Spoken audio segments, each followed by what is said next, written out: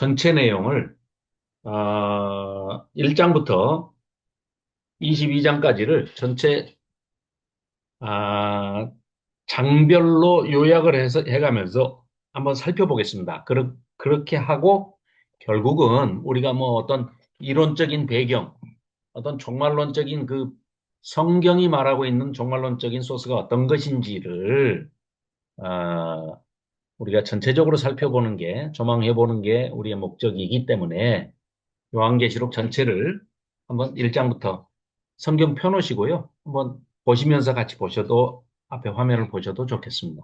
자, 1장은 잘 아시다시피 요한 사도가 반모섬에 귀향을 갔죠. 때는 2차 박해 때죠. 도미티아누스 황제가 기독교를 탄압하는 2차 박해 때입니다. AD 90년에서 96년, 약 7년 동안 있었던 박해.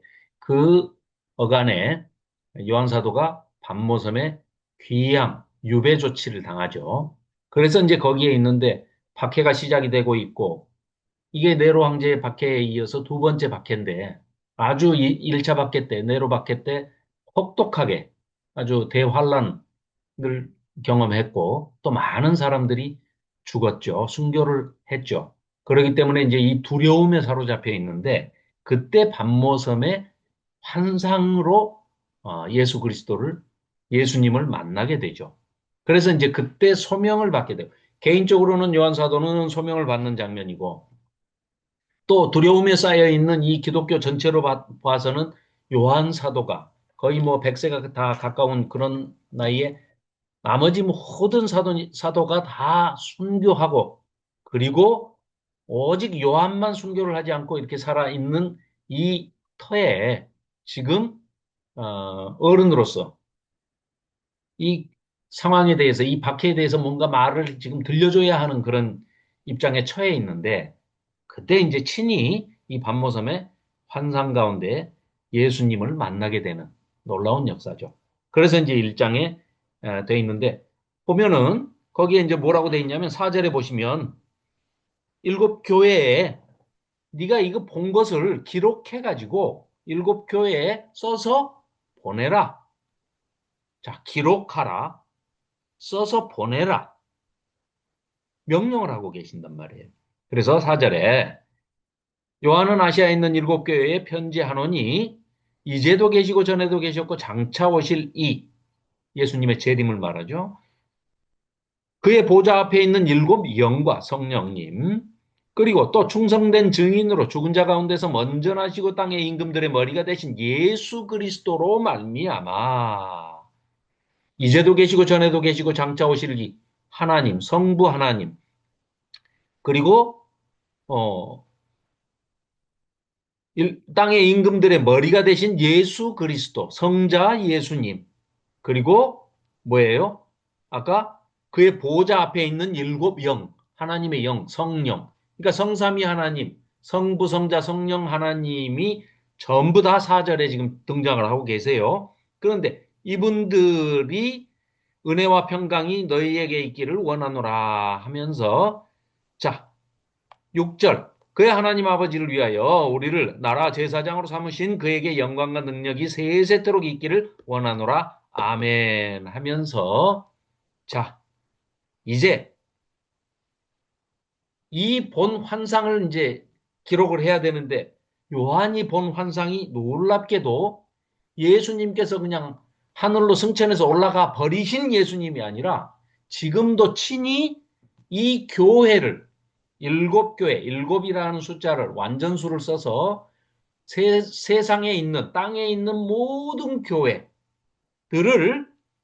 돌보고 계시고, 금촛대, 일곱 금촛대를 보았는데 그 촛대 사이를 거니시면서, 이 일곱 교회를 상징하는 이 촛대 사이를 거니시면서 교회를 눈동자처럼 보호하고 계신다는 말씀을 하고 있는 거죠. 그래서 그 모습을 보고 얼마나 또 안심이 됐겠습니까? 그러므로 내가 본 것, 어? 네가 본 것, 그리고 자, 1장 19절이죠. 그러므로 네가 본 것, 그리고 지금 있는 일, 그러니까 본 것 중에 지금 보는 것도 포함이 되죠. 그리고 장차 될 일, 앞으로 또 일어날 일, 그리고 이 종국사적 종말에 개인의 종말이 아니라 이 온 인류 전체가 맞이하게 될 그 종말에 우리 이, 이 모든 인류에게 닥칠 이 종말에는 어떤 일이 벌어질 것인가 하는 장차 될 일도 보여주시면서 그걸 기록해가지고 19절 장차 될 일을 기록해라. 기록해서 교회에 보내서 읽게 하고 깨닫게 해라. 이런 내용이죠. 그래서 내가 본 것은 내 오른손에 일곱 별의 비밀과 또 일곱 금초대. 일곱 별은 설명이 다 나오잖아요. 일곱 별은 일곱 교회 사자요. 일곱 촛대는 일곱 교회다. 그러니까 땅에 있는 모든 교회. 하늘에는 지금 조금 있다가 보면은 하늘에 데리고 올라가서 하늘의 보좌를 보여주십니다. 하늘 보좌를 보여주시는 그 장면이 나오는데, 자, 그러면 1장은 지금 이렇게 요한 사도가 예수 그리스도를 본 환상을 기록하고 있고, 그러고 나서 이제 지금 있는 일 보여주는 현재 교회들한테 어마어마한 대환란이 박해가 시작이 될 건데 2차 박해가 시작이 되는데 걱정하지 마라. 한편 안심도 시켜주시고 보호하고 계신다는 메시지도 전해주시면서 2장 3장이 일곱 교회 에서보두 사빌라 에베소 서모나 버가모 두아디라 사대 빌라델비아 라오디게아 이 일곱 교회를 칭찬 잘하는 일은 칭찬하고 잘못하는 일은 책망하시고 또 앞으로 고쳐야 할 것은 이렇게 이렇게 했으면 좋겠다 하고 권면하시고 그런 너희들에게 내가 이러이러한 약속을 해주시고 소망을 주시고 장차 이렇게 될 것이다 라고 소망의 약속을 해주시는 장면이 2장, 3장의 일곱 교회로 대표되는 상징되는 온 이 땅에 있는 교회들을 상징적으로 표현하면서 지금 말씀을 하고 계시죠. 그리고 5장, 네, 그리고 4장이죠, 4장. 자, 그러고 난 다음에는 이제 4장에 가서 보면 일 후에 이렇게 이제 2장, 3장에서 일곱 교회 얘기하고 4장에 들어가니까 요한 사도한테 4장 1절, 이 일 후에 내가 보니 하늘에 열린 문이 있는데 내가 들은 바 처음에 내게 말하던 나팔 소리 같은 음성이 있어가지고 이리로 올라오라 하면서 요한 사도를 데리고 올라갑니다. 휴거가 아닙니다. 이건 휴거가 아니고 그냥 요한 사도에게 환상으로 보여줄 것이 있어서 영으로 데리고 가셨다. 이런 얘기죠. 그래서 이제 올라간 겁니다. 그래서 2절에 보면은 4장 2절에 보면 내가 곧 성령에 감동되었더니 보라 하늘에 보좌를 베풀었고 그 보좌 위에 앉으신 이가 있는데 와 하나님이 계시는 그 보좌 광경을 본 거예요. 이거를 상징적으로 이렇게 하나님의 장면을 왜 보여주느냐? 하나님의 하늘 보좌에서 어마어마하게 장엄하고 영광스러운 그런 예배 광경이 하늘에서 하나님께 드려지고 있는 그 예배 광경을 보여주는 이유가 뭐겠습니까? 자, 너희들 땅에서는 이렇게 박해를 받고 핍박받고 있는 환란을 겪고 있는 이 대환란 속에 있는 교회가 너무 걱정할 거 없다. 왜? 이미 지상에서는 지금 너희들이 전투하고 있는 교회지만 너희들은 장차 종말에 예수님이 재림하시면 바로 종말이 이어지고 심판이 이어질 텐데 그때 너희는 바로 이 하늘에 있는 하나님 보좌에 의좌에 펼쳐지고 있는 이 장엄한 예배 광경처럼 하늘은 이미 승리해버린 경기로 따지면 이미 이겨버린 경기다. 그걸 보여주시는 겁니다. 그러니까 밑에서 너희 아직 전투하고 있지만 결국은 뭐야? 장차 잠시 뒤에는 이렇게 이겨가지고 하나님께서 모든 사탄과 악의 세력을 다 물리치시고 정리하고 끝내가지고 로마 제국뿐만이 아니라 악의 세력까지도 다 끝내서 이런 어마어마한 장엄한 예배를 하늘에서 하늘 교회에서 드려지고 있는 것이다. 그러니까 땅의 교회야 조금만 참고 끝까지 인내하고 잘 버텨라. 그걸 보여주기 위해서 4장에 이 장면이 나온다는 거죠. 그러면 이제 5장부터 일곱 인으로 봉인된 그 두루마리가 이제 주어지는데 그 두루마리를 보니까 요한 사도가 보니까 뗄 사람이 없는 거예요. 뗄 자격이 있는 사람이 좀 나와서 떼기만 하면 심판이 시작이 되고 이 환란도 다 끝날 것 같은데 누가 나타나서 떼줘야 되는데 사람이 없으니까 울어요. 그러니까 울지 마라. 떼기에 합당하신 분이 계신다. 그분이 누구시냐? 일찍 죽임당하신 어린 양 예수 그리스도가 바로 그 인을 띠기에 합당하신 분이다. 이렇게 소개를 합니다. 그게 5장의 소개가 되죠. 그래서 6장에 보면은 그 어린 양이신 예수님께서 일곱 두루마리에 임봉된 그 인을 떼시면서 심판이 시작이 되는 장면이 이제 5장부터 이어지죠. 예. 그래서 6장에 어린 양이 첫 6개의 인을 떼시면서 심판이 시작이 됩니다.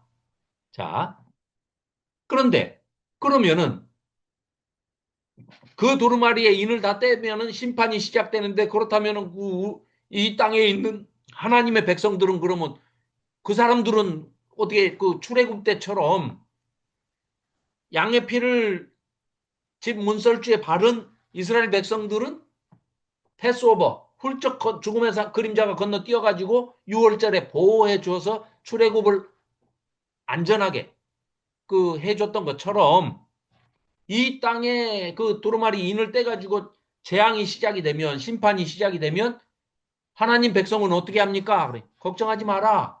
해서 보여주시는 게 7장에 어떤 장면을 보여줍니까? 하나님의 천사가 나와서 인을 이마에다가 치는 장면이 나오죠. 그래서 그 인침을 받은 하나님의 백성들 그 숫자를 보니까 12지파에 12,000명씩 각 지파에서 나온다. 이 말은 무슨 얘기냐?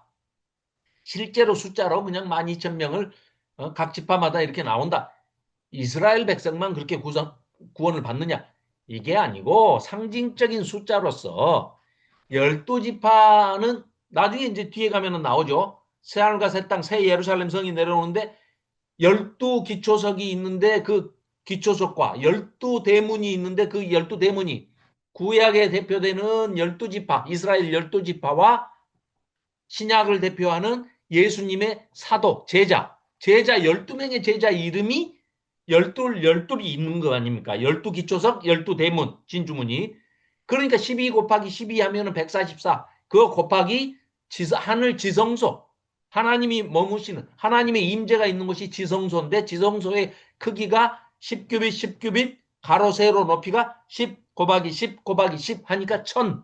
그래서 14만 4천이라는 숫자가 나오는데 이 완전수. 그럼 이거는 유대인이냐? 아니요. 유대인만이 아니라 하나님의 백성을 그렇게 얘기하는 것이고 그 바로 이어서 흰 옷 입은 큰 무리가 나오는데 얼마나 숫자가 많은지 셀 수가 없더라. 그럼 뭐예요? 영적인 이스라엘뿐만 아니라 육적인 이스라엘 12지파뿐만 아니라 모든 하나님의 사람들, 하나님의 백성들, 구원받을 하나님의 백성들이 이렇게 인침을 받아서 보호가 되고 그 보호받은 사람들이 어떠한 박해 속에서도 구원의 영광의 그 은혜를 입었기 때문에 하나님을 찬양하는 큰 무리들이 흰옷 입은 무리들이 찬양하는 장면이 7장에 소개가 되고 있죠. 그리고 이제 8장에서는 일곱째 인을 떼니까 일곱째 인은 어떤 재앙이 있는 게 아니라 일곱 나팔 재앙을 끌고 나오는 거죠. 그래서 인을 떼니까 그 다음에 이제 나팔이 나오고 마지막 나팔을 또 부니까 대접이 또 일곱 대접이 나오고 이게 이어지는 연속성을 가지고 이렇게 이어진단 말이죠. 이거를 문자 그대로 해석을 해도 사실 지금까지는 이제 그렇게 문자주의적으로 이제 많이 해석을 해왔는데 이걸 상징적으로 똑같은 사건들을 다른 방식으로 묘사해서 반복적으로 이렇게 심층적으로 보여주는 그런 묘사다 하는 해석을 많이 합니다. 그래서 어떤 해석을 취하든 그거는 뭐 크게 중요하지 않습니다.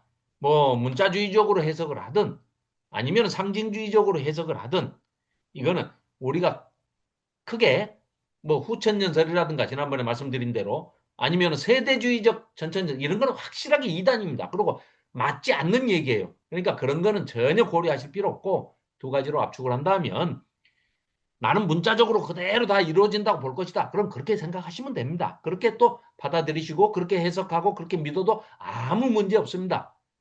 또 아니면 나는 이게 너무 문자적으로 해석을 한다는 것은 뭔가 좀 앞뒤가 안 맞다. 다른 성경하고 좀 부딪히는 부분이 너무 많은데 그걸 합리적으로 이렇게 해석을 하기 위해서는 이걸 상징적으로 해석하는 게 좋을 것 같다라고 하시면 상징적으로 해석하시는 그 견해를 받아들이시면 됩니다. 그러니까 전혀 문제 없습니다. 헷갈려 하실 필요 없어요. 이것 때문에 내가 계시록을 어떻게 해석을 하고 어떤 종말론을 받아들이냐에 따라서 내 구원의 문제가 전혀 문제될 게 없습니다. 없기 때문에 그 점에 대해서는 전혀 걱정을 안 하셔도 됩니다. 자, 그리고 이제 9장에 있어서 네, 다섯째 나팔과 여섯째 나팔. 죄송합니다. 잠깐만요.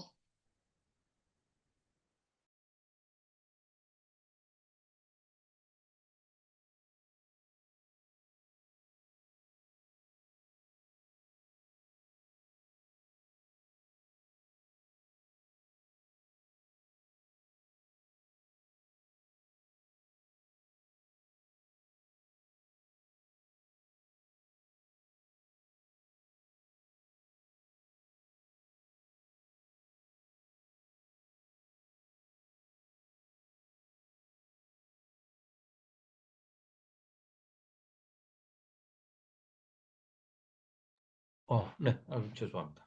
잘 안 돼가지고. 음. 자, 그래서 이제 이어서 부장에서는 다섯째인 여섯째인 그리고 다섯째, 여섯째 나팔 재앙을 지금 소개를 하고 있습니다.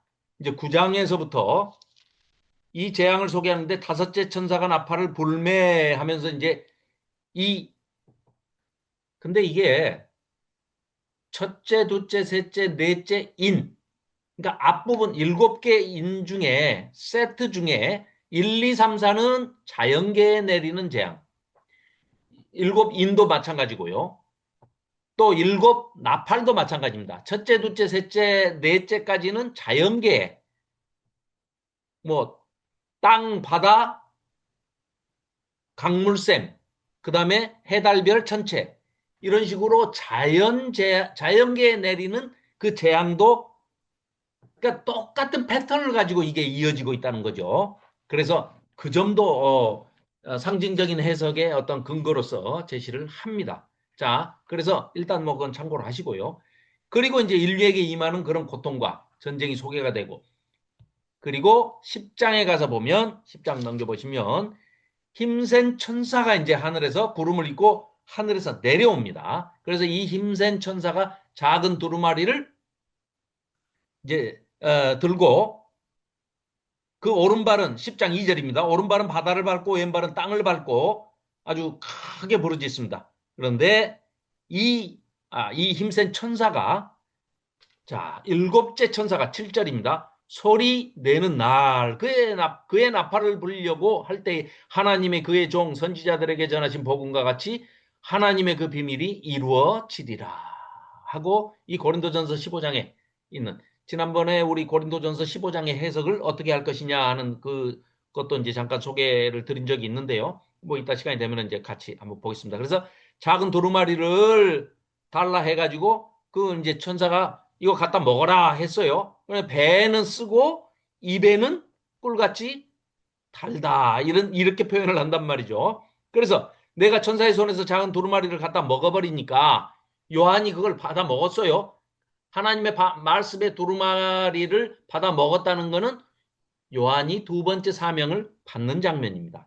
그렇게 해서 내 입에는 꿀같이 말씀이 들어가니까 뱃속에서는 쓰나 입에는 꿀같이 달더라 이렇게 표현을 하고 있죠. 그가 내게 말하기를 많은 백성과 나라와 방언과 인근에게 다시 예언하여야 하리라 하면서 11장에서는 어떤 게 소개가 되느냐. 이 성전을 측량하는 그게 나오는데 이게 끝이 없어요.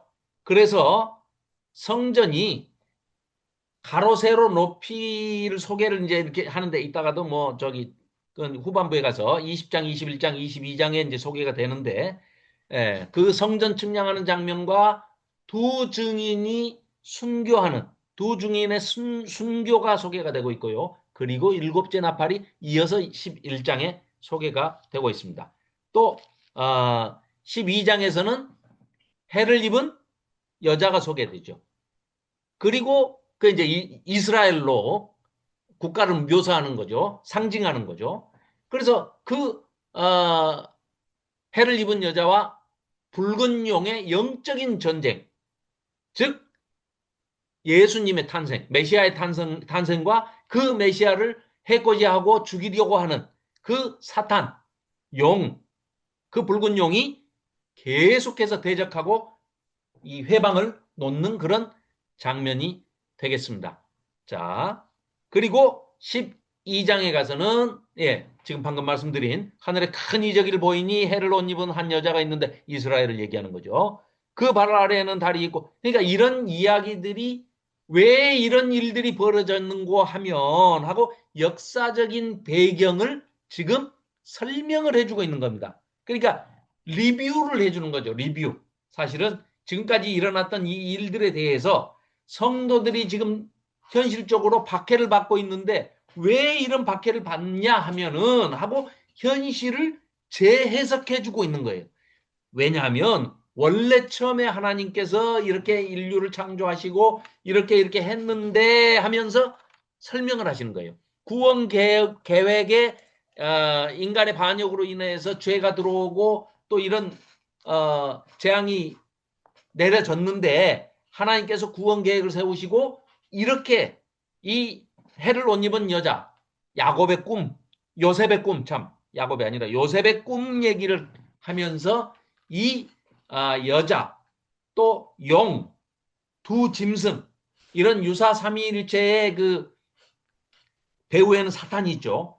이 악의 삼총사, 악의 이 무리들이 결국은 바벨론이라는 제국의 뒤에서도 그 배후에서 조종을 하고 있는 것이 바로 이 제국이다. 로마 제국이 마찬가지고. 자, 그러면 로마라고 그러지 왜 바벨론이라고 그러냐? 바벨론 망한 지가 언젠데 지금 통치하고 있는 거는 로마 제국인데 그러나 로마를 드러내놓고 이렇게 써서 두루마리에 써가지고 성경을 써서 각 교회로 이렇게 보내면 그렇지 않아도 박해를 받고 있는 터에 더 큰 사고가 날 수 있으니 더 큰 박해를 받을 수 있으니 바벨론이라고 지칭하면 다 그냥 그 당시에 살고 있던 이스라엘 사람이나 그 주변에 있는 사람들은 다 로마를 얘기하는구나 하고 그냥 압니다. 왜냐하면 로마와 바벨론은 공통점이 있어요.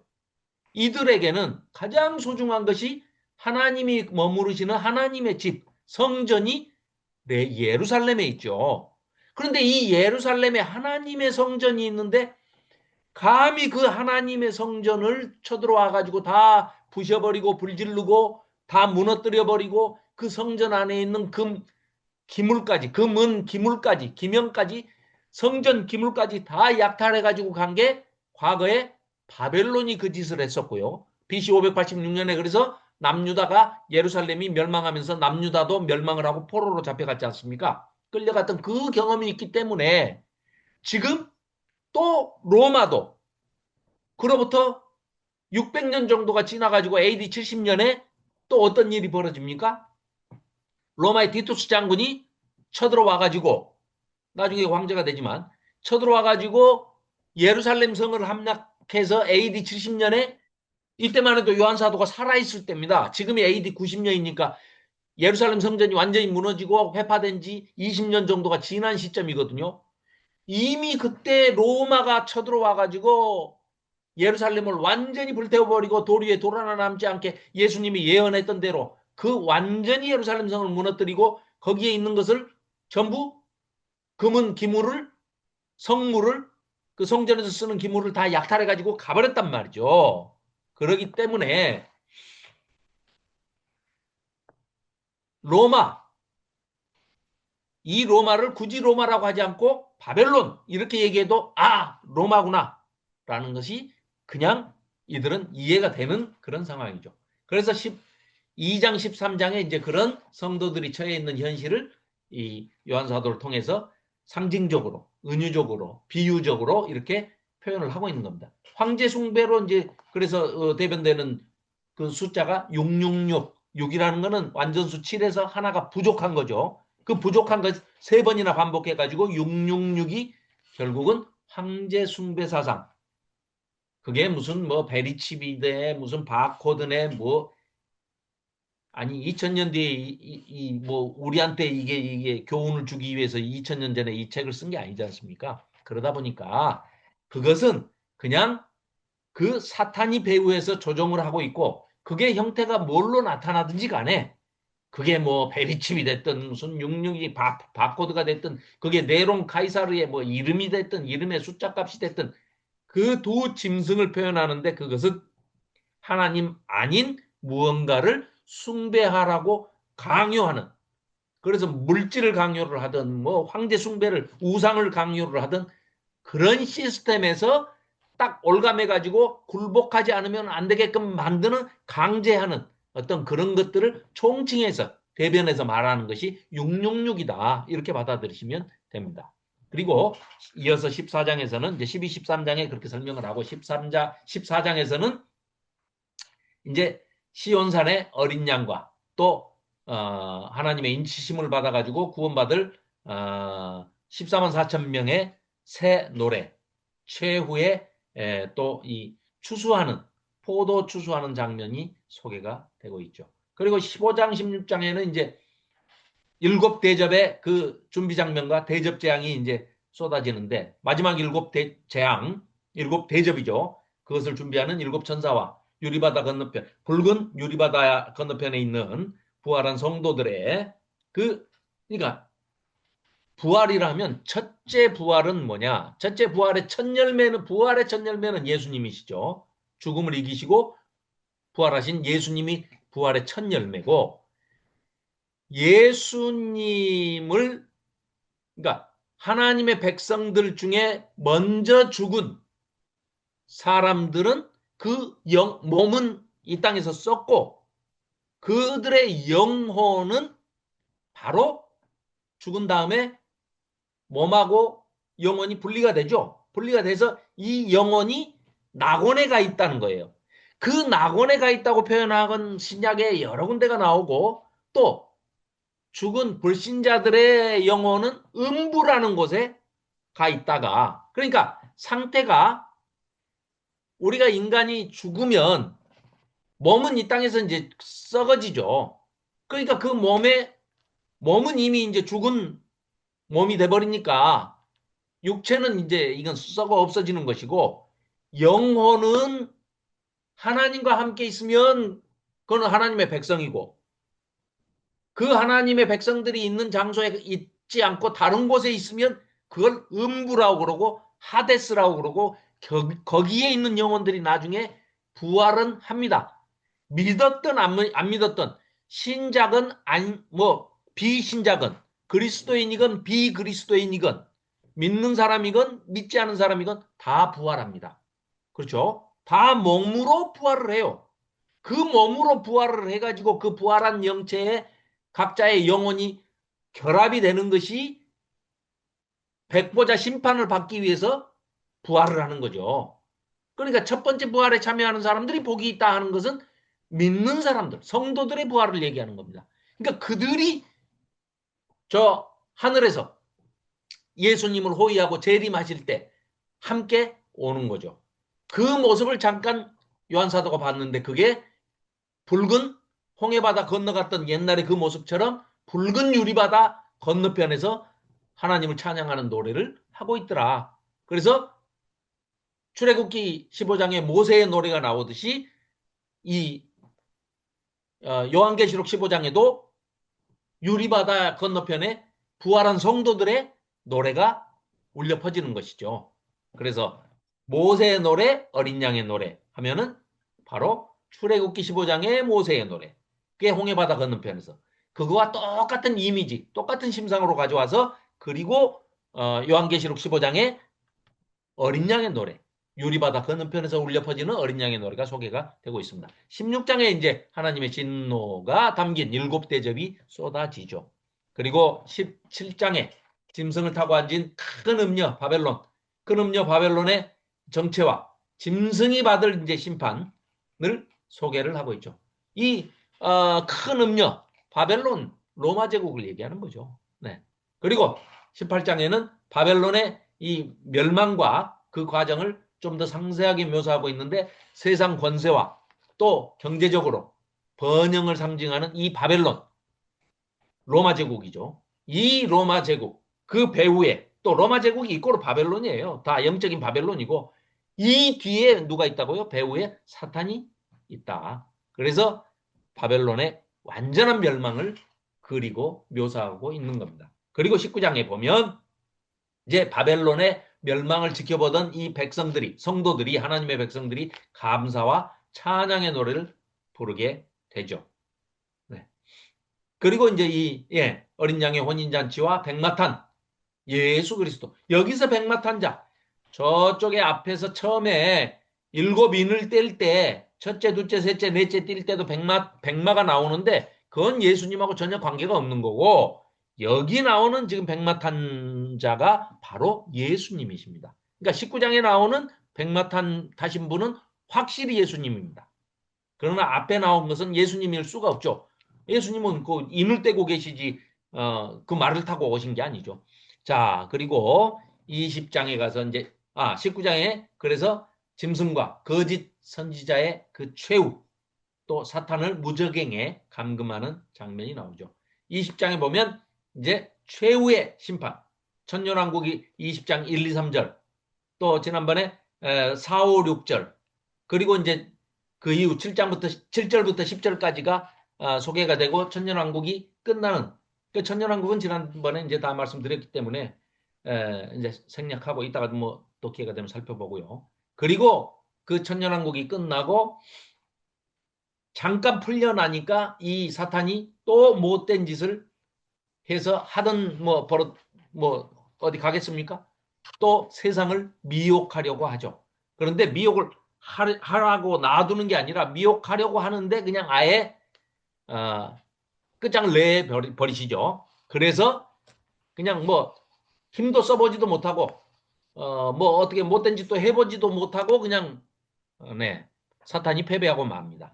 그리고 이제 모든 인류가 신불신 간에 믿었던 믿지 않았던 뭐 그리스도인이건 비그리스도인이건 간에 관계없이 다 육적으로 몸으로 부활을 해가지고 이들이 하나님 백보자 앞에서 행위대로 모든 사람의 행위대로 최후의 심판을 받게 되는 것이죠. 그리고 21장에 새하늘과 새 땅이 펼쳐지는데 지난주에 말씀드린 것처럼 이 우주도 거듭나는 것이죠. 사람만 거듭나는 게 아니라 사람만 중생하는 게 아니라 이 사람이 살 수 있는 모든 터전, 우주 삼라만상, 이 모든 하나님의 피조 세계, 하나님이 창조하신 이 모든 피조 세계가 다 새롭게 중생, 거듭나게 되죠. 그래서 새하늘과 새 땅이라 얘기하고 차원이 완전히 다른 지금 현재 우리가 살고 있는 이 지구 모습 그대로 이게 아니고 전혀 차원이 다른 새하늘과 새 땅으로 그러나 새로 창조하시는 게 아닙니다. 거듭나게 하신다는 거예요. 그러니까 내가 새로 창조하노라 이렇게 말씀하시지 않고 내가 새로 거듭나게 하신다 이렇게 말씀하세요.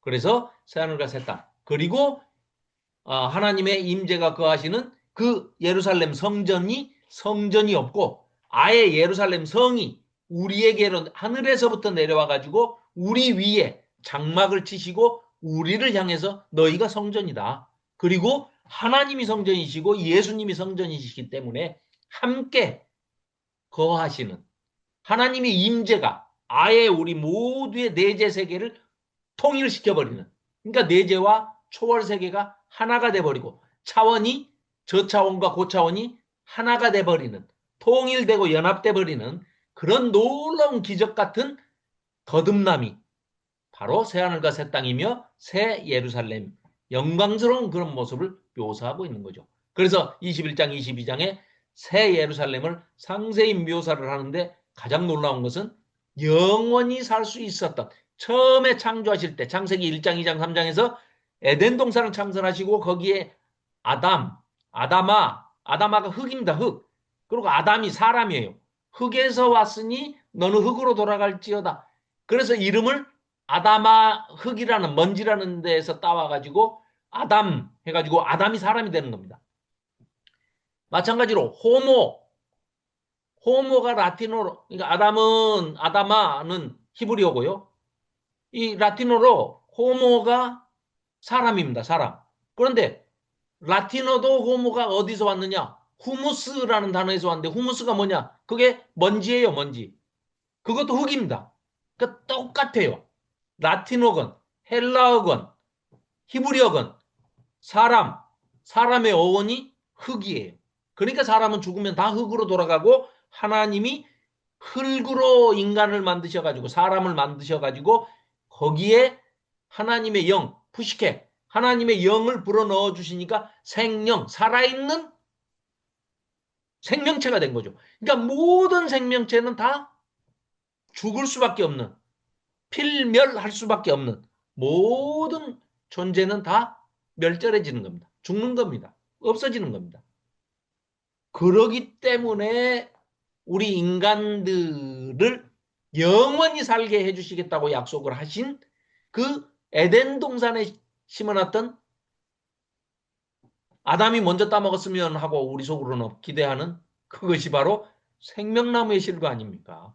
그랬더니 세상에 그 우리에게 내려오는 새 예루살렘 성을 보니까 너무너무 그냥 뭐 우리가 알고 있는 것은, 표현할 수 있는 것은 휘황찬란한 보석이 최고니까 보석으로 이렇게 보석 같은 것이라고 표현을 하는데, 그 한가운데를 보니까 생명수 강이 에덴 동산처럼, 에덴 동산에서 강이 또 내 강이 또 발원을 하잖아요. 그래가지고 온 사방으로 물이 막 흩어지잖아요. 나중에 에스겔에서 보면은 그 성전의 그 모습을 묘사하는데 성전 한복판에서 그냥 막 물이 흘러나오잖아요. 에스겔에서도 그런 묘사가 나오지 않습니까? 그러하듯이 생명수 강이 콸콸 흘러넘치고 있는데 거기에 보니까 그 생명수 강가에 쭉 나무가 심어져 있는데 그게 생명나무가 심어져 있고, 이 에덴 동산에서는 한 그루씩 동산 가운데 중앙에 심어져 있었는데 여기 새 예루살렘 성에 보니까 생명수가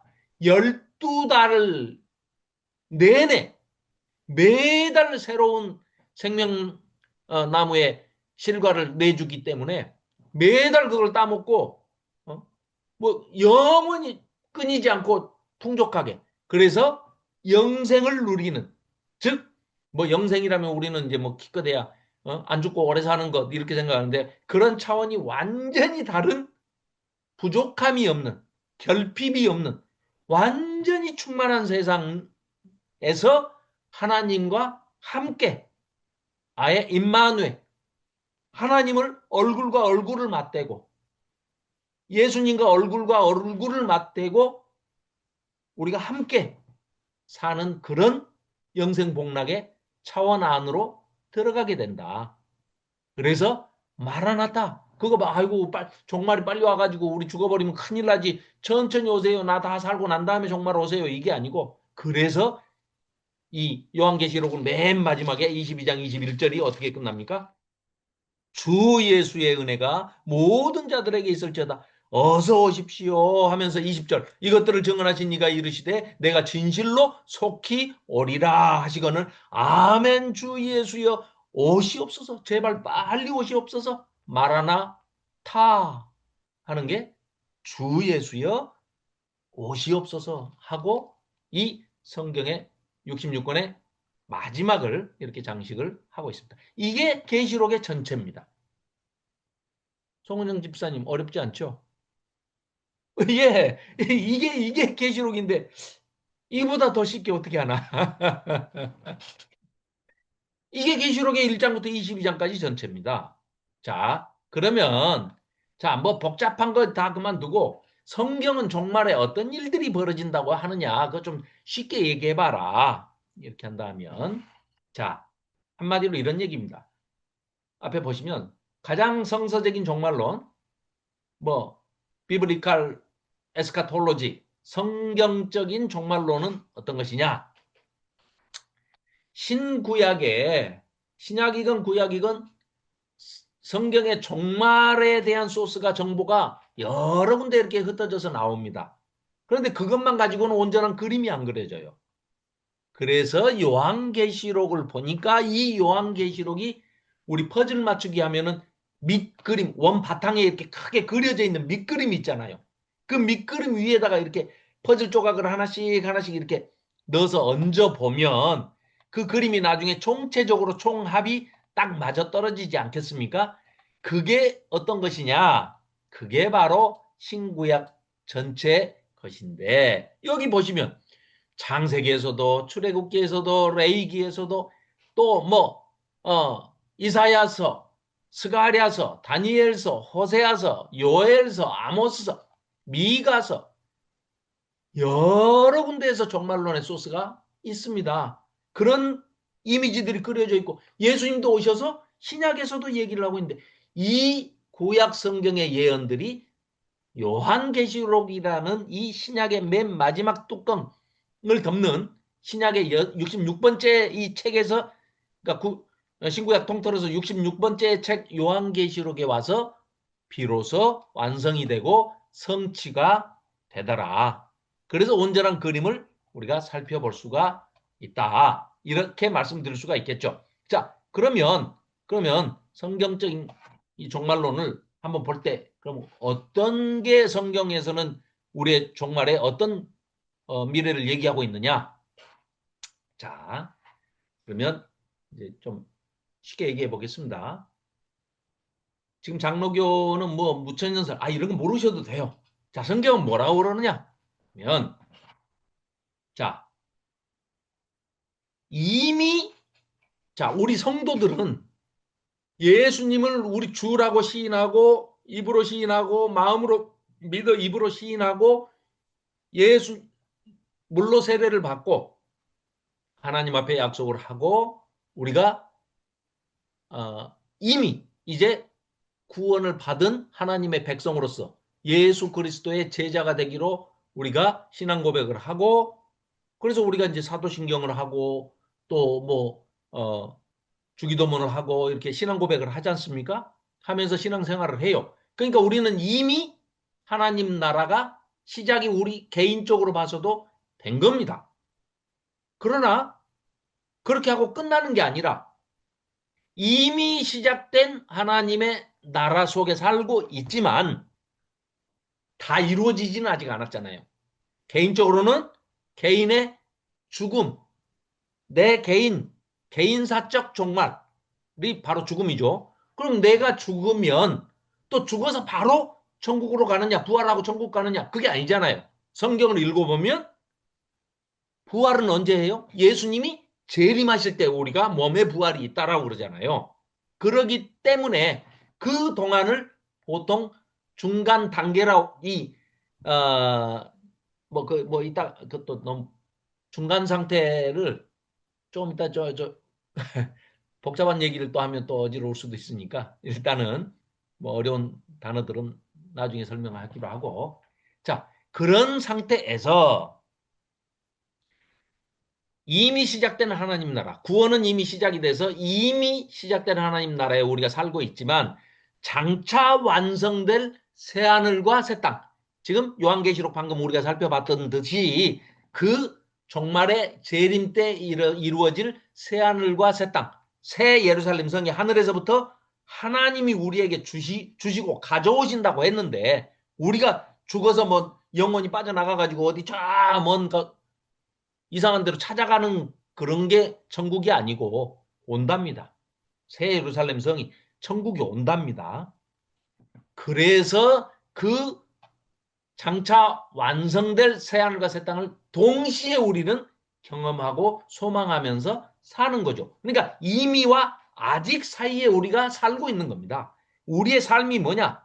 그리스도인들의 삶은 뭐냐? 이미와 아직 사이에 지금 살고 있는 것이다. 그래서 예수 그리스도의 재림과 또 그때 우리가 부활할 성도의 부활 그리고 우주적인 심판을 통해서 악의 세력을 멸하고 하나님의 통치를 확정짓게 되는 아주 객관적이고 역사적인 종국사적 종말을 성경이 얘기하고 있다.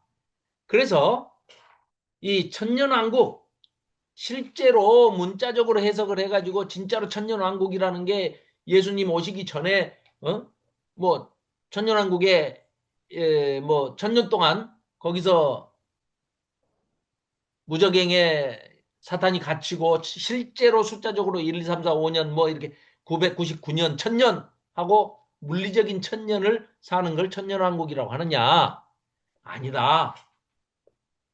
예수님이 초림해서 재림하실 때까지의 기간을 천년왕국이라고 묘사한 것이다. 그러니까 지금 우리가 살고 있는 게 천년왕국에 살고 있는 거다. 교인들이 살고 있는 이 교회 시대에 살고 있는 우리가 그리스도인이 살고 있는 삶이 이미와 아직 사이에서 이미와 장차 이미와 아직 사이에 살고 있는 이 기간이 천년왕국 기간이고 우리가 살고 있는 이 교회 시대가 바로 천년왕국이다. 그러니까 지금 이 순간에도 이미 죽은 그리스도인들이 기독교인들이 하나님의 백성들이 이미 죽어서 하나님 우편에 요한 사도가 봤잖아요. 하나님 우편에 예수 그리스도께서 앉아서 보좌에 앉아서 통치를 하고 계시는데 지금 이 땅을 통치를 하고 계시는데 죽은 성도들의 영혼을 데리고 그들과 함께 보좌에 앉아 통치하고 있더라. 이 얘기를 묘사하고 있단 말이죠. 그렇기 때문에 그리스도의 통치를 이미 지금 우리는 살아있지만 먼저 잔다라고도 표현을 하는 먼저 죽은 성도들은 천상에서 예수님과 함께 이 땅을 통치하고 있다. 이게 무천연설을 주장하는 사람들의 이야기입니다. 저는 그래서 이 무천연설을 여러분들께 소개하는 이유가 문자적인 뭐 역사적 전천연설을 어, 믿는 분들은 그거 믿어도 뭐 아무 문제 없습니다. 그리고 또 보다 성경적인 종말론이 어떤 것인가 하고 좀 더 관심 있게 공부를 좀 더 해보고 알고 싶다 하시는 분들은 이 지금 제가 이제 요 PPT를 전부 올려놓을 테니까요. 우리 단톡방에 올려놓을 테니까 참고 삼으셔가지고 그거를 이제 또 공부를 하시면서 참고하시면 어떤 걸 믿어도 아무 상관없습니다. 우리의 믿음에는 전혀 관계가 없습니다. 해석이기 때문에 정확하지 않아요. 뭐 이게 맞다 저게 맞다 논쟁을 할 필요도 없습니다. 왜요? 우리는 알 수 없는 부분입니다. 다만 가장 성경적인 해석이 어떤 것이 성경적인 해석에 가까우냐 기록된 원목적에 가깝게 해석을 하는 거냐 요걸 찾아가는 과정이지 그건 우리가 답을 내놓고 이게 답이야 이게 아닌 걸 믿는 거는 이단이야 이렇게 말할 수 없다라는 거죠. 충분히 뭐 아시겠죠? 지난주부터 말씀을 드렸으니까. 그러니까 전혀 머리 아파하실 필요 없습니다. 제가 너무 머리 아프게 해드려서 죄송합니다. 그냥 잘 믿고 계셨는데 머리 아프게 만든 건 전데 그러나 저는 제가 생각할 때는 필요하다. 이런 해석 방법들도 있는데 이게 더 훨씬 성경적인 것 같다. 내 생각에는. 그래서 여러분들께 소개를 하는 겁니다. 그러니까 그 차원에서 그 맥락에서 이해하시면 되는 거죠. 자, 그래서 이제 조금 더 이제 그러면 이미와 아직의 그 긴장 관계를 어떻게 해석할 것이냐. 자, 이미 하는 거는 예수님이 이 땅에 딱 오시면서 이미 시작이 돼버렸다는 얘기예요. 그럼 뭐가 시작이 됐냐? 이 사탄의 세력이 끝난 거예요. 왜? 사탄이 제일 크게 내세울 수 있는 치명적인 무기가 뭐냐? 죽음입니다.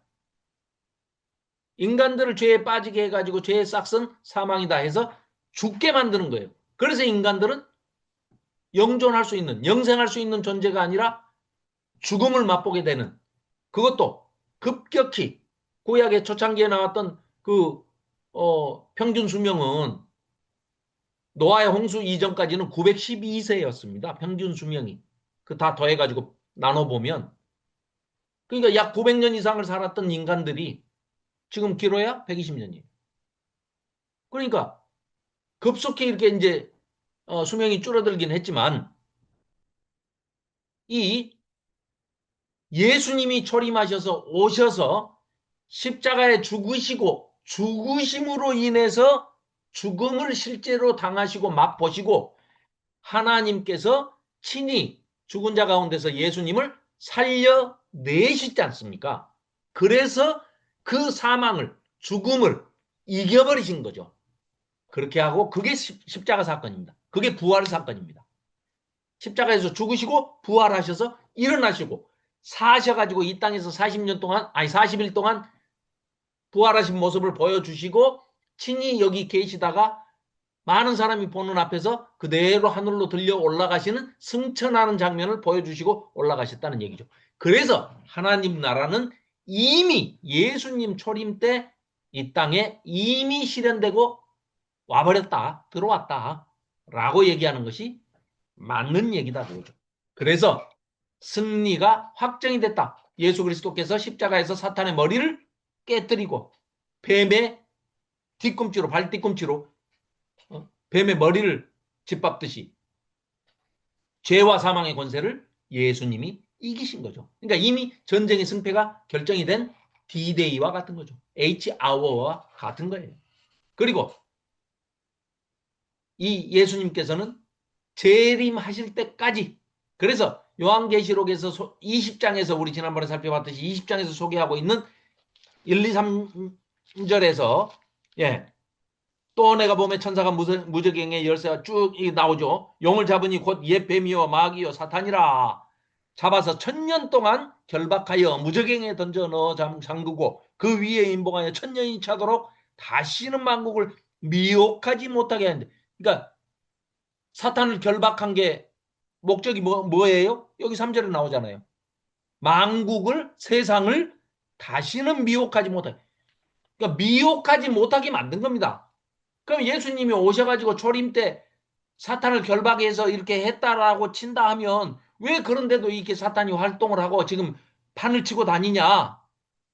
결박을 했다는 것이 완전히 힘을 못 쓰게 꼼짝 못하게 만들어버렸다 이 말이 아니고, 하나님의 복음이, 예수님이 이 땅에 초림해 오셔가지고 복음을 전파하는 걸 끝까지 막으려고 그 했던 그것을 결박을 시켜버리고 하나님의 복음이 퍼져나가는 그 일을 시작하셨다는 겁니다.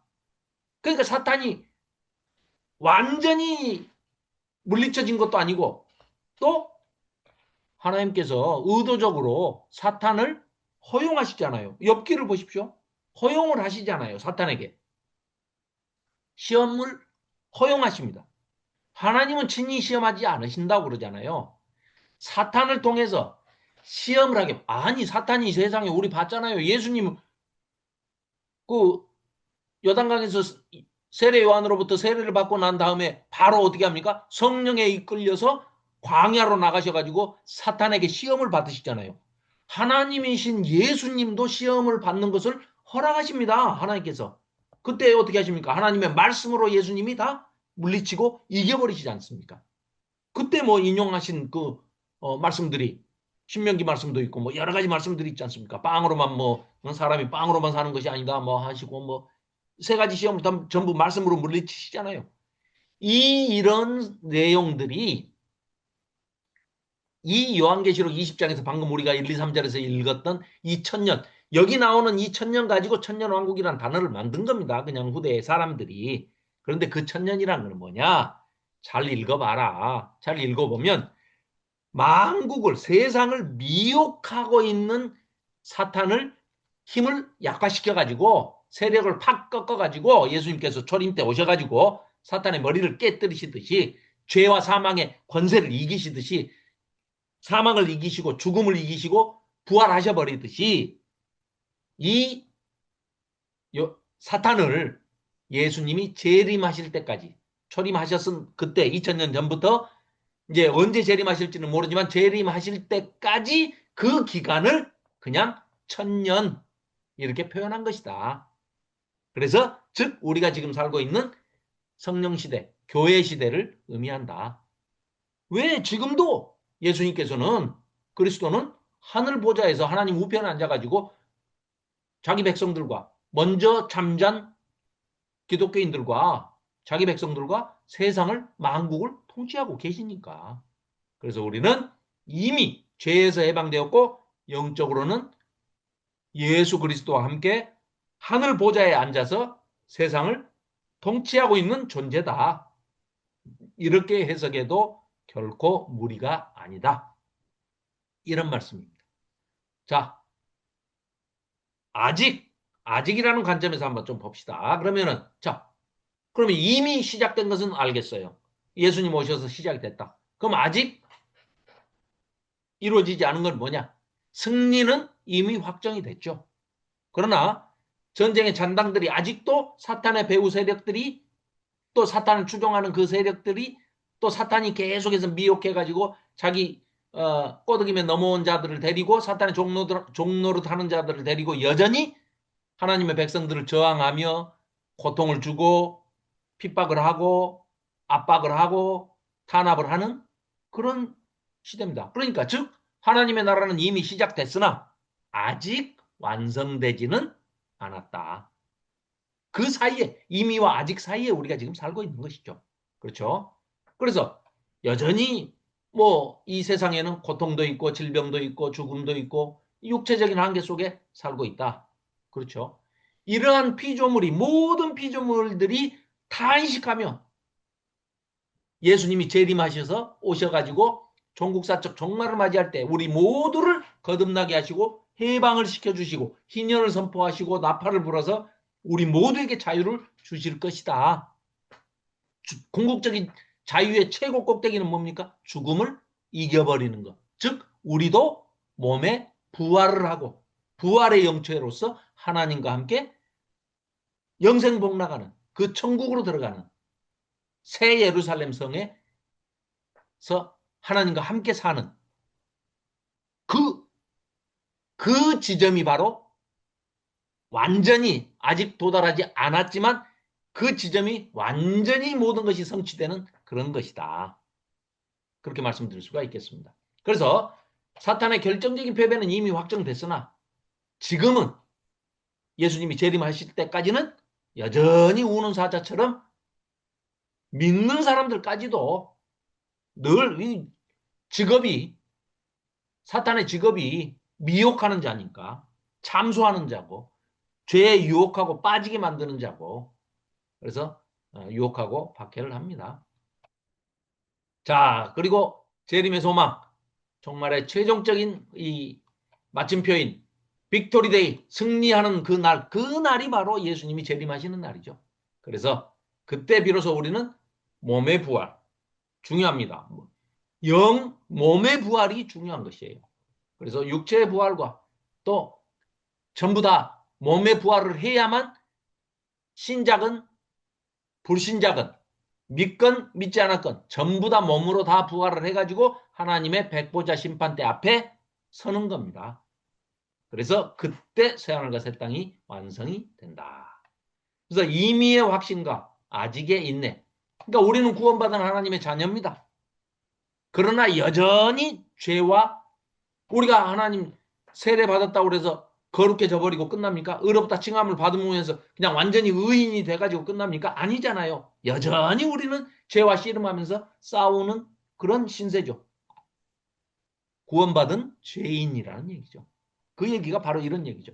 그래서 우리는 또 기도를 통해서 사탄을 대적할 권세가 있고 힘이 있고 능력이 있고 하나님이 도와주시고 계시잖아요. 성령님이 우리를 이끌어주고 보호하고 도와주신다는 거죠. 그러나 아직은 또 온전한 승리를 이루지 못하기 때문에 환난도 당하고 박해도 당하고 미혹도 당하고 그렇다는 겁니다. 자, 그러니 우리의 삶의 태도는 어찌해야 되느냐? 이 이미와 아직 이 사이에서 이 겹쳐진 중첩의 시대를 살아가는 존재들이기 때문에 우리는 하나님 나라가 이미 승리했다. 축구 경기로 얘기하면 이미 4대1로 이겨놓은 게임인데 내가 실황 중계는 못 받고 바빠서 그래서 이제 재방송 틀어놓고 보는데 뭐 한 골 먹어도 아무 걱정 없어요. 네 골 우리가 더 넣어가지고 우리가 4대1로 이긴 결과를 알고 있기 때문에. 그래서 이미 우리는 이긴 것을 즐기는 하나님 나라의 기쁨을 누리는 기쁜 삶을, 이기는 삶을, 그러나 인내하고 깨어서 근신하면서 죄에 빠지지 않도록 늘 파수꾼 같은 그런 삶으로 죄에 유혹당하지 않는 그런 삶을 살아야 되지 않겠느냐. 바로 천년왕국은 지금 우리가 살고 있는 이 교회 시대, 성령의 시대가 바로 천년왕국 시대다. 그래서 미래에 뭐 숫자적으로 천년왕국이 나중에 와가지고 실제로 그때 이루어지는 그런 것이라기보다는 바로 지금 이 긴장 속에서 통치하시는 예수님과 함께 누리면서 기쁨으로 살아가는 그런 이 자세, 이게 중요한 것이다. 이런 얘기입니다. 그래서 하나님 나라는 죽어서만 가는 것도 아니고 먼 미래에 갑자기 뚝 떨어지는 그런 것도 아닙니다. 그래서 십자가로 이미 예수님이 오셔서 초림에 시작된 하나님 나라가 우리가 그 예수님을 믿고 예수님을 믿는다는 게 뭘 믿는다는 겁니까? 예수님이 십자가에서 죽으신 것을 믿고 죽으신 예수님이 부활하신 것을 믿고 부활하신 예수님이 하늘로 승천해서 올라가신 것을 믿고 올라가시면서 내가 너희들 본대로 그대로 구름 타고 다시 오리라라고 하신 그 재림을 믿는 것이 우리가 예수님을 믿는 것이죠. 그래서 우리는 교회로서 우리 각 개인이 교회로서 순종하고 우리가 교회에만 나간다고 그래서 뭐 예배만 드린다고 그래서 11조만 한다고 그래서 봉사만 한다고 그래서 구원 받았다. 아니요. 구원은 이루어가는 거라고 그랬습니다. 그러니까 이미는 시작이 된 건 맞지만 아직은 아직 도달하지 않은 거죠. 그렇기 때문에 우리는 순종을 통해서 우리 스스로가 이 신앙의 여정을 가고 있는 거죠. 여행길을 가고 있는 거죠.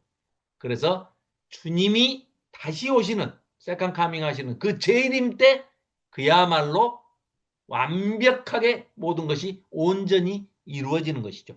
그래서 이 무천년설에서 얘기하는 종말론적인 삶은 우리가 현재 살고 있는 것이 이 교회 시대가 천년왕국이기 때문에 이미 결정된 승리, 예수님이 승리하시고 죽음을 이겨버리셨으니까 부활하심으로써 이겨버리셨기 때문에 결정된 승리를 근거로 삼아서 현실적으로 지금 뭐 어떤 사탄의 유혹이 있거나 미혹이 있고 핍박이 있고 압박이 있고 좀 고난이 있고 환란이 있다 하더라도 또 예수 믿은 걸로 인해서 우리가 어떤 불이익을 당하거나 뭐 여러 가지로 뭔가 예수 믿었다고 해서 또 뭐 다 예수 믿기만 하면 다 로또 맞고 막 뭐 돈이 막 하늘에서 떨어지는 거 아니지 않습니까? 그런 거 바라지도 않지만 그런 어떤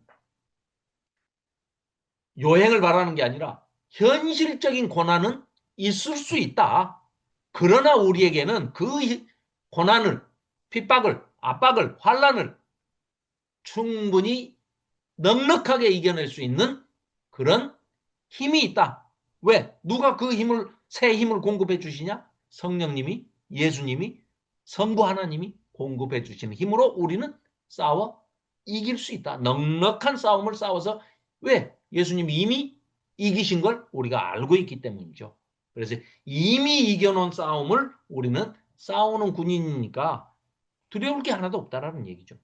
왜요? 결과가 나와버렸는데 게임이 끝나버렸는데 이겼다는 것이 나와 있는 겁니다. 자, 그래서 뭐 계시록 이건 뭐 일곱 인, 일곱 나팔, 일곱 대접 이거 뭐 아까 다 얘기했지만 이것도 임의의 관점과 아직의 관점에서 임의와 아직의 그 긴장 관계 속에서 이런 상징들 해석을 충분히 우리가 교회 시대 전체에 일어나는 영적 실제로 해석할 수가 있다라는 겁니다. 그래서 이 내용도 나중에 이제 제가 그 카톡에 올려놓을 테니까요.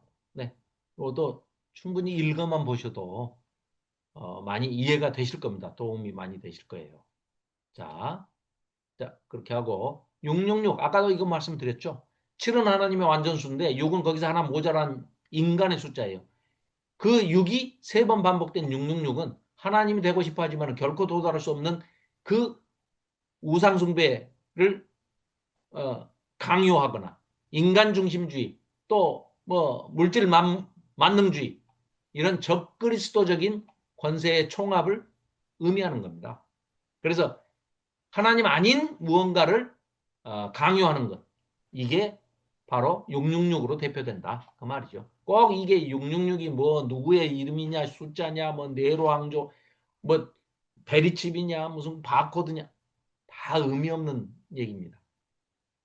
자, 그래서 이런 것들도 이미 이루어졌다라는 측면에서 해석을 한다면 역사 속에서 교회를 핍박하고 하나님을 대적했던 모든 인본주의적 권세들, 세상적인 권세들, 핍박했던 네로 황제라든가 독재 정권이라든가 타락한 자본주의 모든 거 다 해당됩니다. 이런 건 다 666에 해당되는 것입니다. 그럼 아직의 측면에서 아직 이루어지지 않은 666은 또 재림 직전 예수님 오시기 전까지 예수님 재림하시기 전까지 또 충분히 나타날 수 있습니다. 얼마든지 어떤 형태로 오든지 우리는 하나님의 백성으로서 이제 그런 것들을 선별해서 알아챌 수 있는 그런 안목이 있기 때문에 그런 것들에 굴복하지 않아야 된다. 이런 얘기죠. 그래서 재림 직전까지 적그리스도적인 이런 세력들이 어떤 짓을 어떻게 할지 모릅니다. 꼭 뭐 이마에다 넣냐 손에 넣냐 이건 상징적인 얘기고요. 그거를 또 문자적으로 그대로 또 이루어질 수도 있겠지만 아니기가 더 쉬우니 늘 그런 것들을 왜 이런 게 상징적이냐 이마는 우리의 생각을 의미하는 것이고 상징하는 것이고 손 이거는 우리의 행위 행동 그러니까 마음의 생각과 행동을 이마와 손에 그런 표를 받지 마라 666의 표를 받지 마라 이렇게 얘기한 것인데 이걸 또 문자적으로 그대로 또 해석을 뭐 하시려면 하십시오 뭐 그건 뭐 상관없습니다 근데 그런 의미다 이렇게 하시면 되는 겁니다. 14만 4천, 뭐 이거 아까 말씀드렸죠. 구약의 12지파, 신약의 12사도, 천, 지성소에 뭐 가로 세로 높이 10 곱하기 10 곱하기 10, 천 해서 14만 4천. 이건 뭐냐? 임의의 관점에서 본다면은 지상에서 영적 전쟁을 치르고 있는 전투하는 교회, 아까도 잠깐 설명했죠. 우리 지금 이 땅에서는 아직 완전히 이루어지지 않고 아직 성취되지 않았기 때문에 예수님 재림하지 않으셨기 때문에 지금 열심히 우리는 전투를 하고 있죠. 그러나 그 결과가 아직의 관점에서 보면 뭐예요? 이미 이겨놓으신 게임이잖아요. 예수님이 이미 승리하셨기 때문에. 그래서 하늘에 있는 하늘 보좌 4장에 딱 보여주는 것은 승리한 교회가 하나님의 보좌 앞에서 하나님께 감사 찬양 24창 장로가 막 하고 뭐 내생물이 그냥 날개를 펴고 막 하는 그 어마어마하고 장엄한 그런 웅장하고 영광스러운 그 예배 광경을 보여준 것이 뭐였다고요? 승리한 교회가 드리는 이 예배가 이런 것이다. 그 어마어마한 그 영광스러운 장면을 보여준 것이죠. 그래서 하늘 보좌 앞에서 구원받은 인침을 받아서 구원받은 흰 옷 입은 수많은 무리들이 찬양하는 승리한 교회, 이미 결과가 끝난 교회, 이겨버린 교회, 장차 우리가 누릴, 장차 우리가 그런 그 예배에 참여할 사람들이다. 이런 얘기죠. 자, 그래서 이미와 아직의 관점에서. 그러니까 계시록은 어떤 미래에 닥쳐올 공부. 그러니까 성경은 어디를 봐도 보십시오.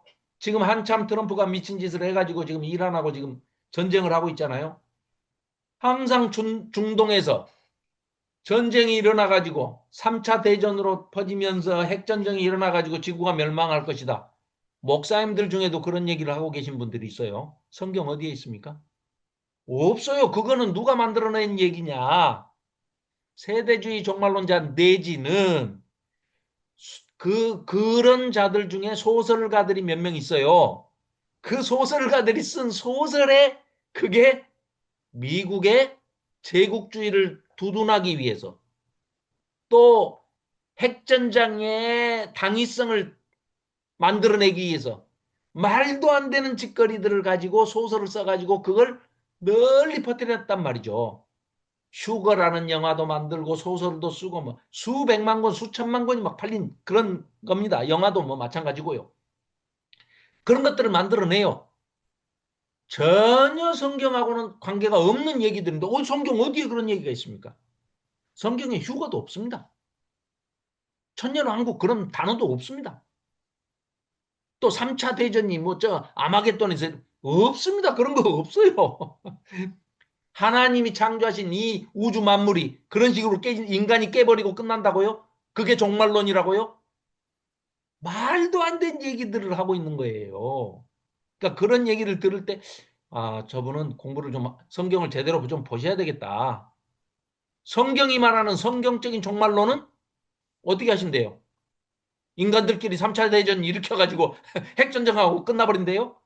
말도 안 되는 얘기입니다. 그건 다 소설가들이 그 만들어낸 얘기고 소설 그 미국을 두둔하기 위해서 만든 그런 얘기들입니다. 이따가 지금 뭐 이제 뭐 거의 다 끝났습니다. 자, 결코 성경은 그렇게 얘기하고 있지 않습니다.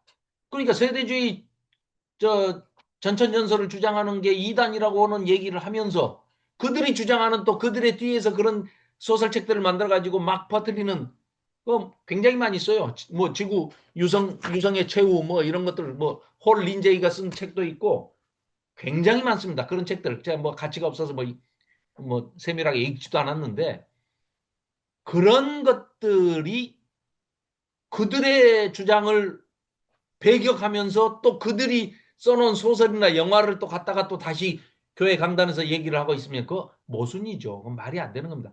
결코 성경은 종국사적 종말에 일어날 일을 지금 이런 사람들이 얘기하고 있듯이 세대주의자들이나 뭐 거기 세대주의에 경도된 사람들이 만들어낸 소설이나 영화에 빠져가지고 거기서 얘기하는 주장을 또 무분별하게 끌어다가 교회 강대상에서 또 이렇게 다시 재탕하고 있는 이건 말이 안 되는 얘기죠.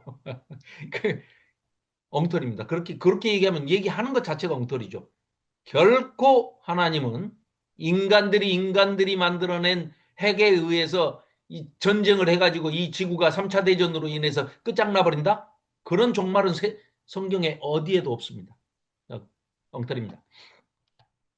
아마겟돈 전쟁과 곡과 마곡의 전쟁이 이거는 자, 뭐 복잡한 얘기 뭐 어려운 단어 다 빼버리고 이거는 역사의 종말에 일어날 악의 세력들을 하나님의 군대가 하나님의 천사 군대가 전멸하고 쓸어버리시고 청소하고 일소한다는 단 하나의 사건, 결정적인 사건을 서로 다른 그림원으로, 서로 다른 상징으로, 서로 다른 각도로, 서로 다른 관점으로 묘사한 것일 뿐이지 전혀 이게 다른 전쟁을 고가 마곡의 전쟁이 또 뭐 거기서 뭐 러시아하고 중동하고 뭐 중국의 뭐 2만 만 군대 다엉터리입니다. 그게 다 세대주의 그 종말론자들이 만들어낸 소설과 영화와 뭐 이런 것들을 다 짬뽕해가지고 만들어낸 거를 세대주의는 이단이라고 하면서 그들의 주장을 다시 갖고 와서 다시 얘기한다는 것이 얼마나 모순입니까? 절대 그런 얘기가 아닙니다. 자, 아마겟돈, 하름 무기또 아니면 하름 마겟돈, 아마겟돈, 무기또 언덕이죠. 이 얘기를 하는 거는 왜 이 얘기를 하느냐? 그 아마겟돈이라는 장소에서 전쟁이 일어날 것이다. 그 얘기가 아니고요. 자, 과거에 전쟁, 거기가 전쟁하기 좋은 평야입니다. 그러니까 이스라엘 백성들한테는요, 머릿속에 전쟁이 일어날 법한 장소, 그러면 제일 먼저 떠오르는 장소가 아마겟돈입니다. 무기또 언덕이에요. 무기또 평야예요. 그러니까 또 실제로 이스라엘 역사에서 거기에서 전쟁이 여러 번 일어났습니다. 직접적으로 이스라엘 백성들하고 역사에서 가장 밀접한 것은 두 가지가 있어요. 하나는 자기들이 승리했던 전쟁이 있어요. 바락과 드보라 사사기 4장 5장에 나오는 여자 사사 드보라 있잖아요. 드보라와 바락이 가나안 그 왕들하고 특히 야빈의 군대 뭐 병거가 900대가 있었는데 그런 무시무시한 군대를 아주 뭐 무기도 빈약하고 이런 이 이스라엘 백성들이 그 사사 시대에 무기또에서 완전히 작살내버리고 대승리를 거두었던 완전히 불가능하게 보였던 그 전쟁을 승리로 하나님께서 이끌어 주신 영광스러운 장소가 바로 아마겟돈입니다. 무기또예요. 그래서 그런 이미지도 있고, 그건 사사기 때 있었던 일이고, BC 609년에는 요시야 왕이, 하나님께서 뭐 아주 그냥 성경의 묘사로 본다면은 다윗보다 막 더 칭송을 받았던 그 요시야 왕 아닙니까? 종교개혁을 하고 하나님 마음을 정말 흡족하게 해줬던 요시야가 이 애굽이 이집트의 그 느고 2세, 이집트의 바로인 느고 2세가 이 저 뭡니까? 바벨론을 이제 그 견제하려고 치고 올라오는 것을 그 막으려고 요시아가 그 전투에 참여를 하잖아요. 그랬다가 거기서 요시아가 전사를 하죠. 아마겟돈에서. 그래서 이것을 이스라엘이 국가적인 슬픔이고 국가적인 패배다 하면서 그 속담까지 있을 정도로 이스라엘 사람들은 요시아가 죽었던 날보다 더 슬프다. 아주 자기가 인생에서 제일 슬픈 날을 맞이했을 때를 떠올리면서 뭐라고 얘기한다고요? 요시아가 죽었던 날의 슬픔보다 아니면 그 슬픔만큼 그 슬펐던 날만큼 하고 할 정도로 대명사가 슬픈 날의 대명사가 그 이 성왕이었던 요시아가 아마겟돈 전투에서 죽었던 그걸 아까 말한 그 바락과 드보라가 이겼던 거 그건 뭐 기쁨이 해봐야 뭐 그게 기쁨이 1이라고 그러면 이 요시아가 죽었던 슬픔은 100이다 이거예요. 마이너스 100. 이런 정도로 이 슬픔과 기쁨, 전쟁 때문에 생긴 그것이 고스란히 아마겟돈에 스며져 있기 때문에 전쟁하면 그냥 대명사예요. 전쟁의 대명사. 수천 년 동안 수많은 제국이 거기서 부딪히고 싸우고 해가지고 전쟁하면은 그냥 유대인들은 전쟁하면 아이고 아마겟돈 뭐 이럴 정도입니다. 그래서 거기서 이 인류의 종국사적 종말에 마지막에 일어날 전쟁 하면은 어디서 일어나겠느냐? 아마겟돈에서 일어나겠지.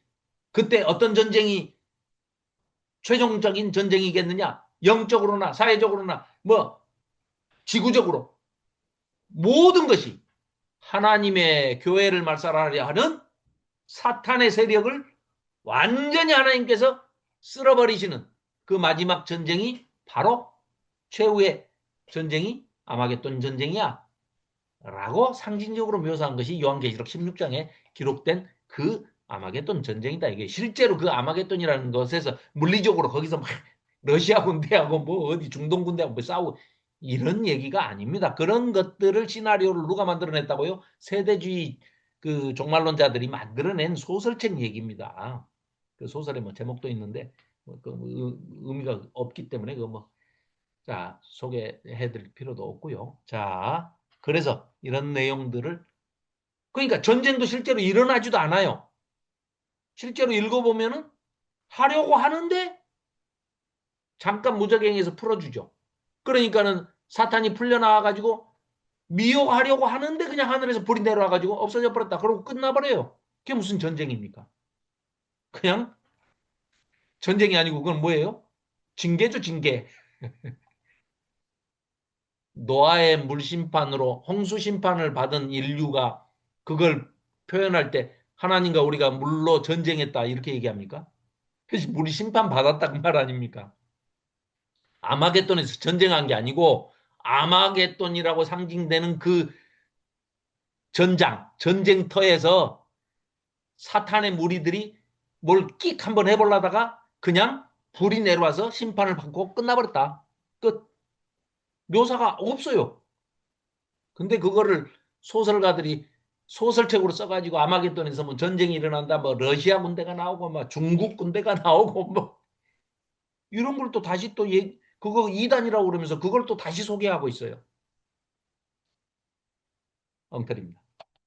고가 마곡 마찬가지입니다. 20장에 소개되고 있는 거 이 마찬가지예요. 천년왕국 끝에 사탄이 잠깐 풀려나 똑같아요. 똑같은 장면을 똑같이 다른 각도에서 묘사하고 있는 것이다. 사탄은 이미 패배해가지고 복음 전파를 막아내지 못하도록 이미 결박된 상태라는 거예요. 언제요? 예수님 초림 때. 그래서 영향력이 전혀 없어요. 복음이 전파되는 것을 막지 못합니다. 그래서 사실은 복음이 온 세상에, 온 유대와 사마리아와 땅 끝까지 복음이 전파되는, 사탄이 예수님 초림으로 인해서 힘이 완전히 빠져버린 겁니다. 그래서 종말의 때에 잠깐 천년이라는 기간으로 묘사되어 있는 그 무적행에 갇혀진 이 시대가 끝나면, 즉 교회 시대가 끝나면 사탄을 잠시 풀어주는데 미혹하려 하지만 그때 불이 내려와서 소멸시키고 끝나버리는 거예요. 그러고 곧바로 어디로 갑니까? 백보자 심판으로 넘어가는 겁니다. 그러니까 우리도 이걸 헷갈려 하면 안 되는 거죠. 엉뚱한 다른 얘기는 전혀 들을 게 없습니다. 이 아마겟돈 전쟁과 곡과 마곡의 전쟁 똑같은 전쟁입니다. 그냥 뭐예요? 뭐라고요? 마지막에 하나님의 군대가 악의 세력을, 사탄의 모든 그 추종자들까지 싹 없애버리는 전쟁. 전쟁도 아니죠. 심판이죠. 심판. 세상 권세가 다 16장에 모였는데, 이 아마겟돈에 모였는데 주님의 재림과 함께 없어져 버린다. 19장 백마탄자 예수님이죠. 예수님이 짐승과 거짓 선지자를 잡아서 없애버린다. 이거 끝이에요. 20장에 또 마찬가지입니다. 천년기 끝에 사탄이 살짝 일부러 풀어놔줬죠. 그러니까 이제 곶감하고 불러들여가지고 뭔가를 해보려고 하지만 하늘에서 불이 내려와서 불의 심판으로 그냥 끝나버리고 백보자 심판으로 바로 연결돼서 넘어가 버린 겁니다. 자, 결론. 이 아마겟돈 전쟁이니 무슨 곶감하고 전쟁이니 어떠한 것도 전투하는 게 아닙니다. 심판입니다. 심판. 이 장면들은 모두 예수 그리스도의 재림이라는 단 한 번의 역사적인 사건이 보여주는 여러 개의 창문이다. 그렇기 때문에 이건 그냥 이런 것들은 예수님의 압도적인 승리로 그냥 끝나버리는, 더 이상 길게 서술이 안 돼 있습니다. 그렇게 이해하시면 된다. 이걸 가지고 소설을 쓴 그것들을 그대로 다시 교회에 소개하는 것이 헷갈리게 만드는 겁니다. 자, 그리고 결국 계시록이 우리에게 주는 것은 두려움이 아니라 소망이다.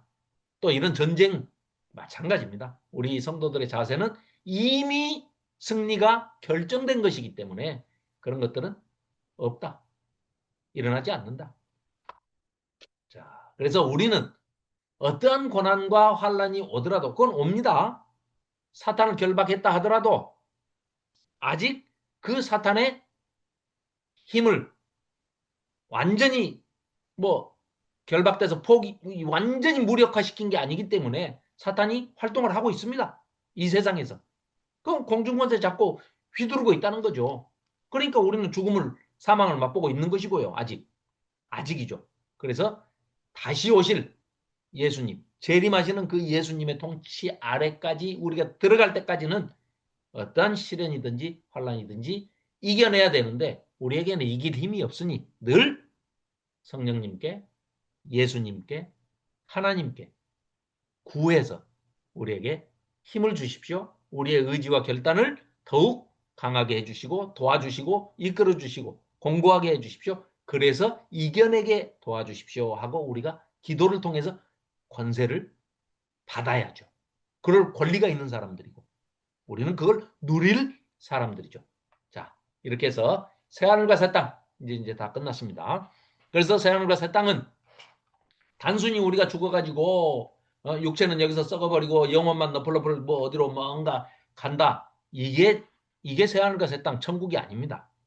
성경이 말하는 것은 태초에 창조하신 이 세상이 죄로 오염된 것을 물로 싹 씻어내는 것은 죄를 씻어낸 것처럼 불심판도 불로 다 태워버리면 완전히 다 소멸되고 없어져 버리는 것 같지만 그게 아니라 죄만 전부 싹 태워버리고 오염만 싹 다 태워버리고 부패만 다 태워버리고 마치 금을 재련할 때 뜨거운 용광로에다가 불로 그냥 태워서 이걸 팔팔 끓여도 그 용광로에서 견디고 남는 것은 뭡니까? 순금만 남고 나머지는 다 타지 않습니까? 불순물들은 다 타버리는 것처럼 불로 태운다고 해서 그게 없어지는 게 아니라는 거죠. 그러고 하나님께서 새롭게 하신다는 새 하늘과 새 땅은 새로 뭔가를 무에서 창조를 하신다는 게 아니고 기본적으로 창조해 놓으신 이런 것들을 거듭나게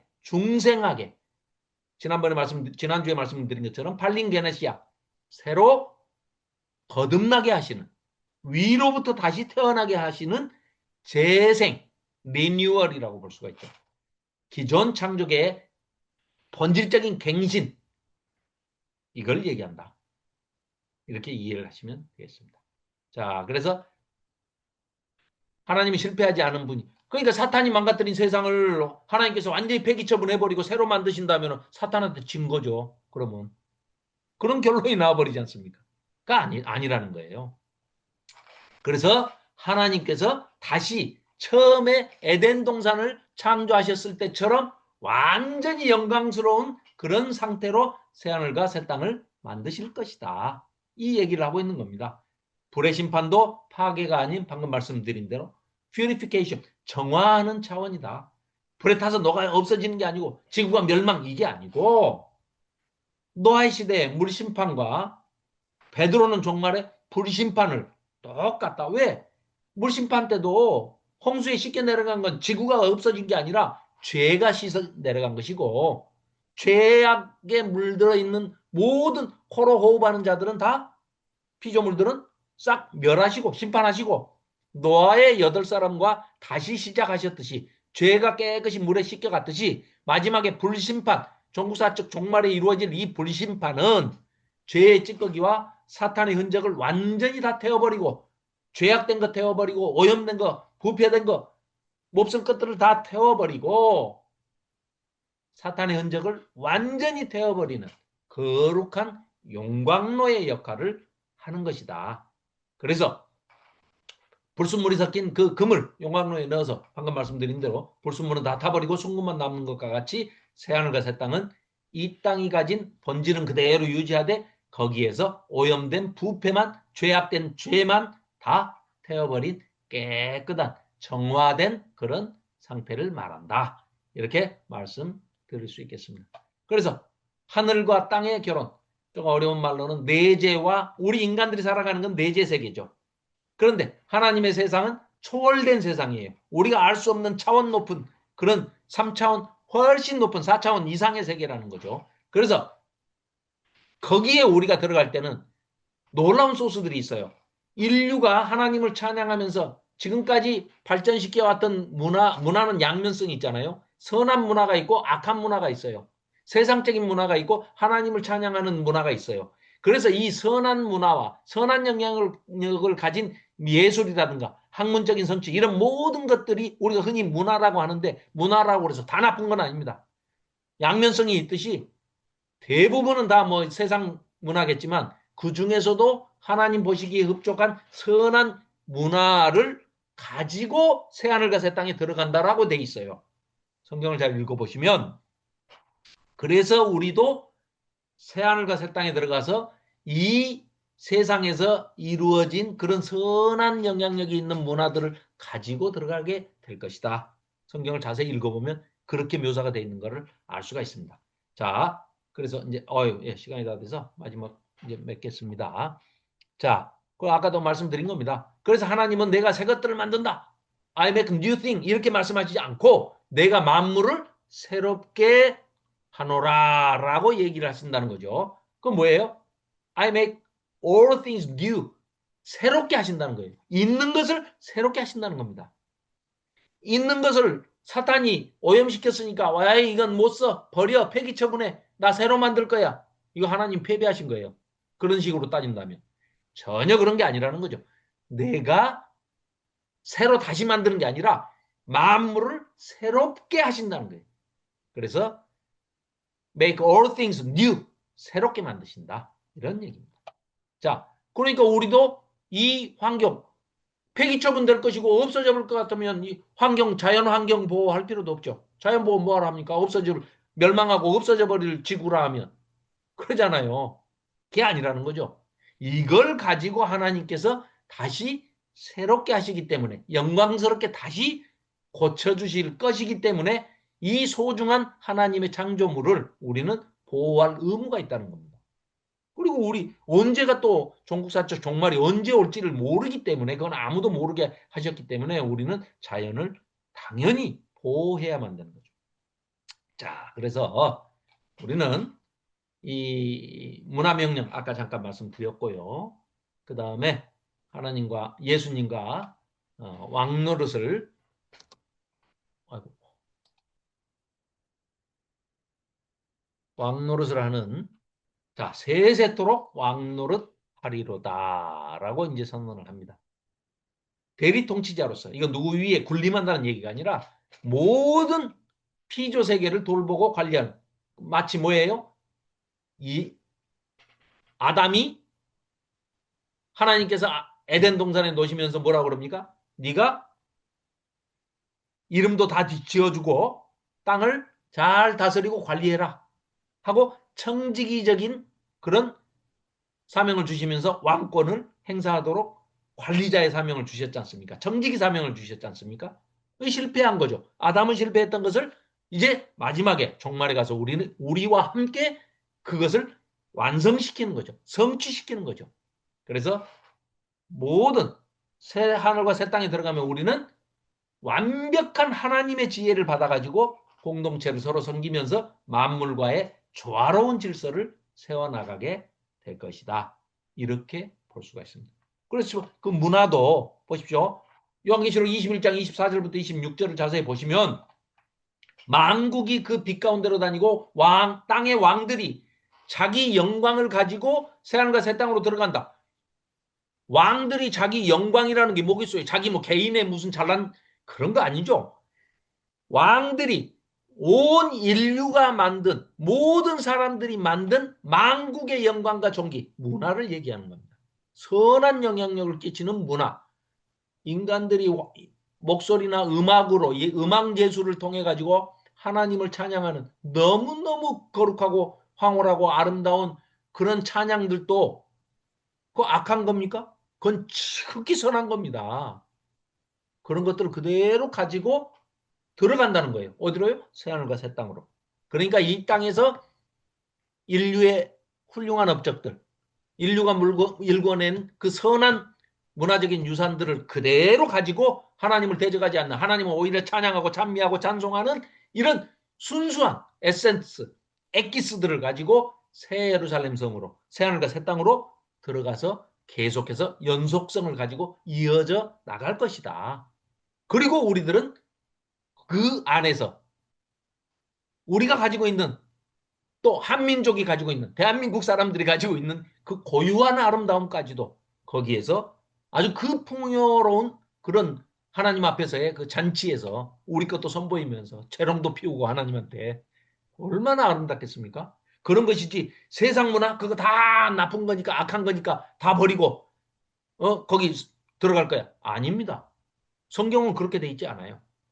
요한계시록 21장을 다시 꼼꼼히 읽어보시기를 바랍니다.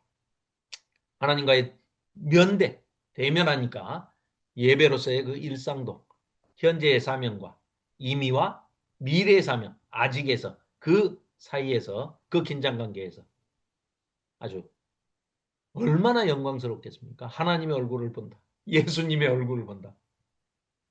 와, 이건 생각만 해도 참 그렇죠.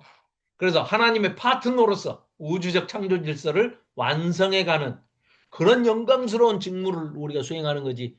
맨날 그 가가지고 뭐 예배만 드리고 큐티하고 그 하기 싫은 성경 공부만 하고 그 지옥이지 천국입니까 그게 그렇지 않아요? 그래서 그렇게 걱정하실 필요 없다. 하나님이 원래 계획하셨던 참된 인간의 삶이 어디서 새하늘과 새 땅에서 비로소 우리는 시작이다. 그러니까 종말이 끝이 아니고 새로운 시작이다. 성경은 그렇게 얘기를 하고 있습니다.